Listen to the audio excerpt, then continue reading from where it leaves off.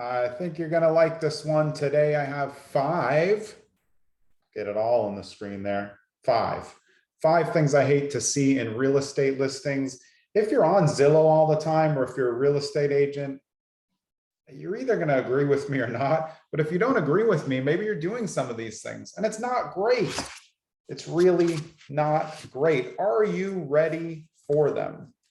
Number one, wait, my name is Jonathan Green. I run a big team called Streamline Properties on Market, brokered by eXp Realty. We have 32 real estate agents on the team.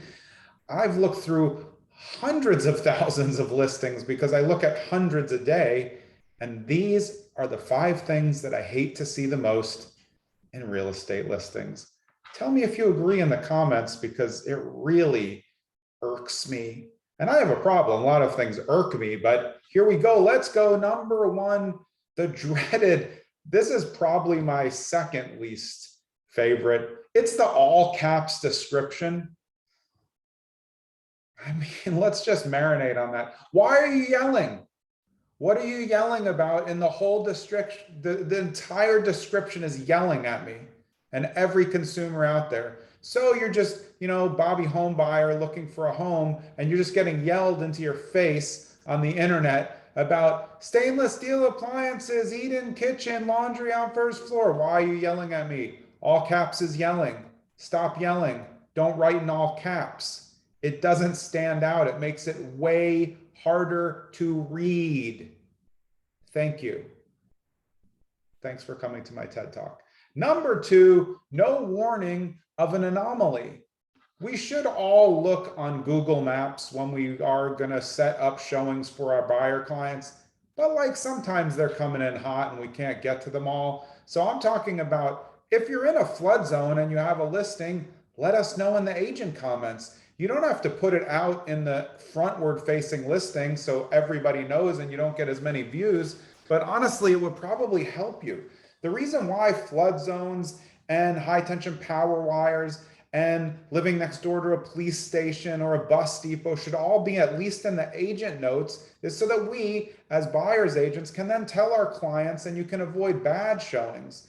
So if you're in a flood zone and you get 50 showings and 49 don't know about it and don't want to be in a flood zone, your seller is going to be mad because those are bad showings. You should have told them.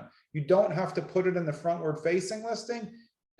I would argue that it's still probably better to do that because you want the people who are okay with the anomaly and you want that out in front. So that's number two. Number three, no information on a lease when tenants are present.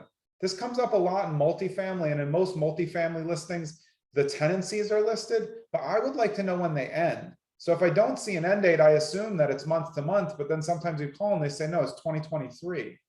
That doesn't help. Your job as a listing agent is always to get the best buyer for your seller, but you can't do that by hiding the ball, because it just means something's going to come up later. If you're in a condo or HOA, this goes back to number two, and you have an assessment, let us know right away. It's just going to tank the deal later and make you think that somebody was lying. It's like a rom-com where the whole time they're hiding a secret and then they tell them, and then of course they break up. You should have just told them in the beginning because it wasn't a big deal. That's 1, 2, and 3. Number 4, never write this if you're a listing agent. Please, please never write this. It's not good for the seller. Do not write motivated seller.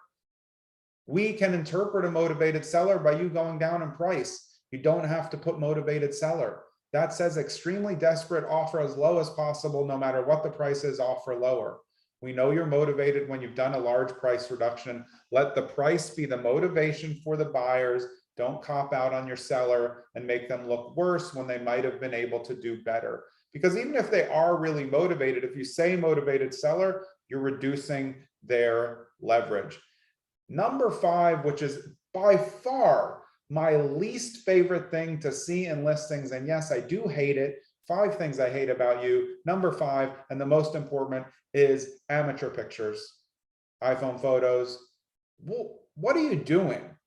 Why are you a real estate agent if you're not going to pay just like $150 will get you professional photos, 10 to 20 photos, if not less? How can somebody trust you to list and sell their home as their real estate agent, the thing that they want to sell for the most money, and you're taking pictures with you in the mirror or side photos or photos of the toilet. Like, just get professional photos from professional photographers. It doesn't cost that much. And if you're worried about $150 to $300, don't take listings. You're not helping a seller by taking crappy photos of their house. And let me get some, the house doesn't have to be nice.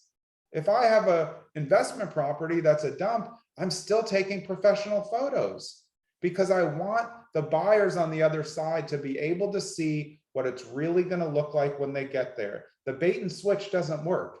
Taking a good photo where the room looks huge and then it's small in person doesn't sell a house. It does nothing. It actually makes people angry. So I'm going to give one more caveat. It's listing too many bedrooms. This is 5A. So just consider you get a bonus, and then there's a special one.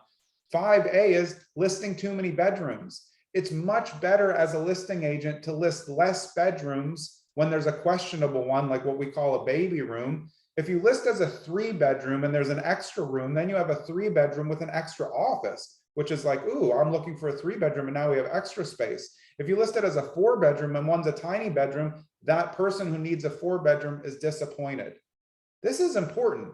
Real estate agents are the ones who should be watching this. Stop doing it. If you need help, call us. We give the best advice to our team members on how to present a listing and to tell our sellers how to present the listing in the best way to get you the best price, but also to get you the best buyers for your property in the house. And that includes disclosing potential anomalies, taking good photos that are accurate, and avoiding screaming in the listing. The just little example one at the end, this still happens 1 out of every, like, I don't know, 10,000 times. There's a spot on the MLS that says directions, and still occasionally it just says MapQuest. Just going to leave it right there. Enjoy.